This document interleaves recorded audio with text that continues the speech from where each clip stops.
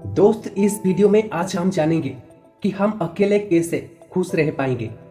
अकेले खुश रहना सीखो। अकेला एक ऐसा शब्द जिसको सुनने में और महसूस करने में कुछ अलग प्रकार भावना क्रिएट होता है। किसी के लिए अकेले रहना अक्सर हो सकता है तो किसी के लिए अकेले रहना जेल हो सकता है। आमतौर पर हम हमारी जिंदगी में बड़े कंफर्टेबल रहते हैं।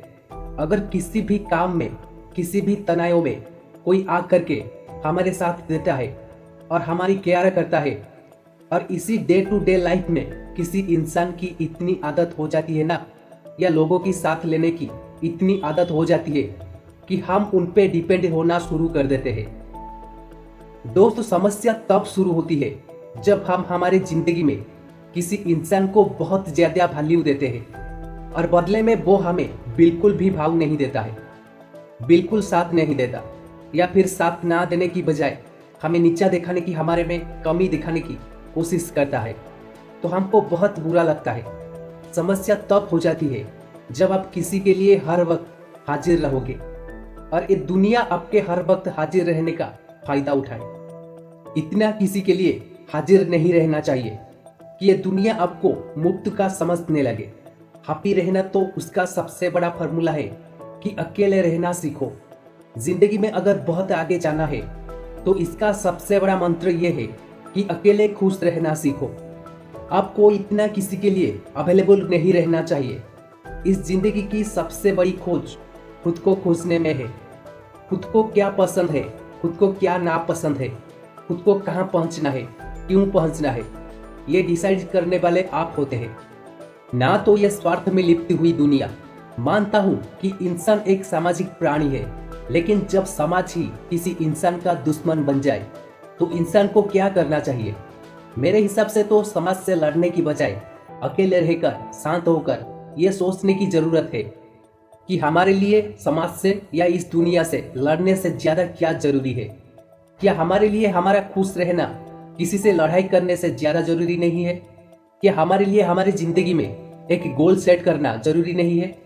कितने काम इस दुनिया में जो इस इंसान का वेट करते रहते हैं, जो उन कामों को कर सकता है। कितने चैलेंजेस है इस दुनिया में जो आप जैसे लोगों का वेट करते हैं कि कोई आप जैसा तगड़ा इंसान आएगा और उन चैलेंजेसों को गले लगाएगा। जिंदगी का मजा अकेले रहने में है। झुंड में तो भेड़ बकरियां रहते हैं, झुंड में तो कोई भी भेड़ बकरियों की तरह मैं टें टें कर सकता है, लेकिन मजा तो तब है जब शेर की तरह अकेले रहकर अंधेरे जंगल में एक दहाड़ लगाया जाए और इस पूरी दुनिया रूपी जंगल के ये महसूस कराया जाए कि शेर भले ही अकेला है, लेकिन उसने अभी हार नहीं माना है। सूरज अकेला है इसका मतलब ये नहीं है कि वो कमजोर है, बल्कि सूरज अकेला है इसका मतलब ये है कि सूरज जितना ताकतवर कोई और दूसरा नहीं है। सबसे ऊंची माउंटेन एवरेस्ट दुनिया में एक है, इसका मतलब ये नहीं है कि वो अकेली है, बल्कि इसका मतलब यह है कि उसके जितनी ऊंची दूसरी कोई माउंटेन नहीं है।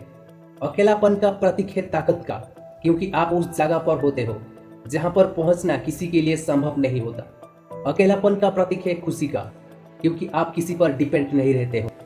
आपकी उम्मीदें किसी के बांधी नहीं होती है। आपको एक कदम उठाने से पहले किसी के जजमेंट के थ्रू होके नहीं गुजरते। अकेलापन खुशी पाने का सबसे बड़ा आधार है, क्योंकि अकेला इंसान किसी के साथ का मोहताज नहीं होता। अगर जीत हुई तो उसकी, और हार भी हुई ना तो उसकी है। आप अकेला पैदा क्यों हुए थे? क्यों भगवान ने ऐसा पैदा नहीं किया जो आपके साथ पैदा हुआ और आपके साथ हर काम में और हर कदम में आपके साथ दे? क्यों कोई ऐसा इंसान नहीं भेजा ऊपर वाले ने जो इस धरती पर तब मरेगा जब आप मरोगे? क्योंकि इस जिंदगी का सार अकेलेपन में है, और जब जिंदगी का सार अकेलेपन में है ना, तो आपको ये बात सोचना है कि किसी के साथ से मिलके आपको खुशी मिलेगा, जिंदगी जीने का मकसद मिलेगा। और फिर जब किसी का साथ इतना जरूरी है तो फिर वो इंसान मरता क्यों नहीं जब आपको मृत्यु होती है? तो उस इंसान का फील क्यों नहीं होता जब आप पल पल मरते हैं? तो जिंदगी का सार अकेलेपन में है। जिंदगी एक हवन है जिसको केवल खुद के खून, पसीने और आंसुओं से खींचना पड़ता है। आपको डिपेंड नहीं बल्कि इंडिपेंडेंट होने की जरूरत है।